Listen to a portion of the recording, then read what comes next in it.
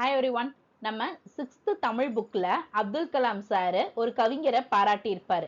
அவர் என்ன பாராட்டியிருக்காருன்னு பார்க்கலாமா? வாங்க.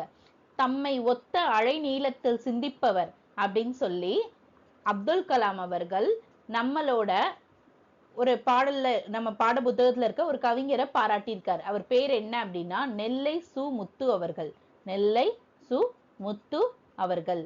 அப்ப நம்ம அப்துல் கலாம் சார் பார்த்தீங்கன்னா நம்ம அப்துல் கலாம் சார்னாலே நமக்கு ரொம்ப பிடிக்கும். ஸோ அவரோட ஒத்துன அதாவது அவருக்கு ஈக்குவலா அதாவது எனக்கும் அவருக்கும் ஒரே வேவ் லென்த் அப்படின்ற மாதிரி ஒரு மீனிங்ல சொல்லியிருப்பார். தம்மை ஒத்த அலைநீளத்தில் சிந்திப்பவர் அப்படின்னு சொல்லி சொல்லியிருக்காரு.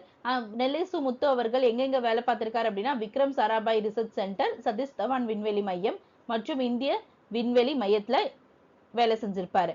அதே மாதிரி இவரோட கவிதைகளும் கட்டுரைகளும் நிறைய எழுதியிருக்காரு. இப்ப நமக்கு அந்த 6th தமிழ் புக்ல எந்த இது இருக்கும் அப்படின்னா அறிவியல் ஆத்திச்சூடி அப்படின்ற ஒரு நூலோட தலைப்புல இருந்துதான் இதுல அதாவது விண்வெளியை ஆராய்வோம் அந்த மாதிரி ஒரு ஆத்திச்சூடி சொல்லியிருப்பாரு. அந்த ஆத்திச்சூடி தான் இதுல நமக்கு இடம்பெற்றிருக்கும். நம்ம அப்துல் கலாம் சார் ஒருத்தவங்கள பாராட்டியிருக்காங்கன்னா அது பெரிய விஷயம் இல்லை, அதை நம்ம நோட் பண்ணிக்குவோம். அப்துல் கலாம் சார் பாராட்டின கவிஞரோட பேர் நெல்லை சு முத்து அவர்கள்.